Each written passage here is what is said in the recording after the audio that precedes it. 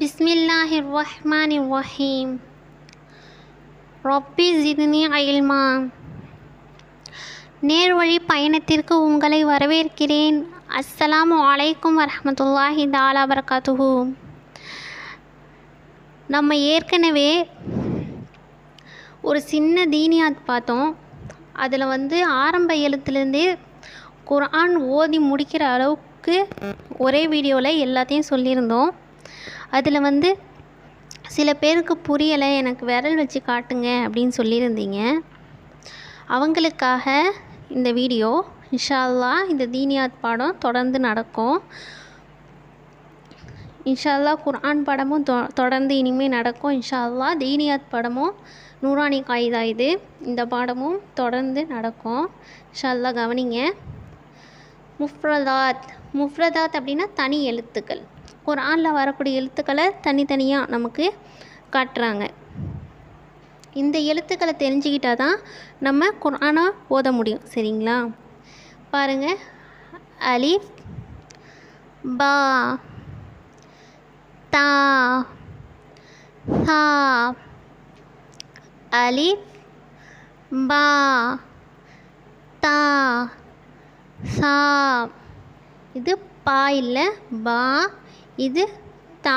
சரிங்களா? இது சா கிடையாது, சா. இது ஜீம், ஹா. ஹா நடுத்தொண்டையிலேருந்து வெளியாகணும். சரிங்களா? நம்ம கொஞ்சம் காரமாக ஏதாவது சாப்பிட்டா ஹா அப்படின்னு உச்சரிப்போம் இல்லைங்களா? ஹா அப்படின்னு ஹா வரைக்கும் காரமாக இருக்குது அப்படின்னு சொல்லுவோம் இல்லைங்களா? அந்த மாதிரி ஹா. இது ஹா. இது லேசாக கார்ற மாதிரி உள்ள உச்சரிப்பில் வரும். ஹா. தால், லால், ரா, ஜா. பாருங்க. தால், தால், ரா, ஜா.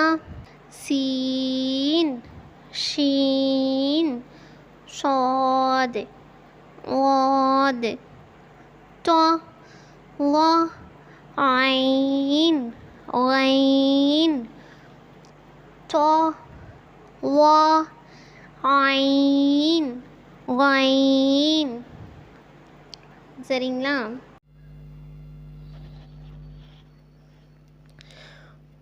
ஃபா, ஆஃப், காஃப், லாம், மீம், நூன், வாவ், ஹா.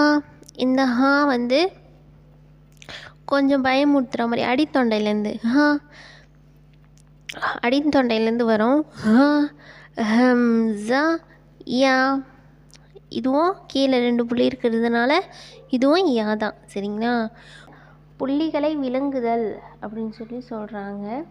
இந்த புள்ளிகளை விளங்குதல் அப்படிங்கிறதுல இந்த ஒரு புள்ளிங்கிறது ஒரு புள்ளி கீழே, ஒரு எழுத்துக்கு கீழே ஒரு புள்ளி வந்துச்சுன்னா அந்த எழுத்தை எப்படி உச்சரிக்கணும், ஒரு எழுத்துக்கு மேலே 2 புள்ளி வந்துச்சுன்னா அந்த எழுத்தை எப்படி உச்சரிக்கணும், ஒரு எழுத்துக்கு மேலே 3 புள்ளி வந்துச்சுன்னா அந்த எழுத்தை எப்படி உச்சரிக்கணும், ஒரு எழுத்துக்கு மேலே ஒரு புள்ளி வந்தால் அந்த எழுத்தை எப்படி உச்சரிக்கணும், ஒரு எழுத்துக்கும் கீழே 2 புள்ளி வந்துச்சுன்னா அந்த எழுத்துக்களை எப்படி உச்சரிக்கணும் அப்படின்னு சொல்லி அடையாளம் கண்டு வச்சுக்க சொல்கிறாங்க.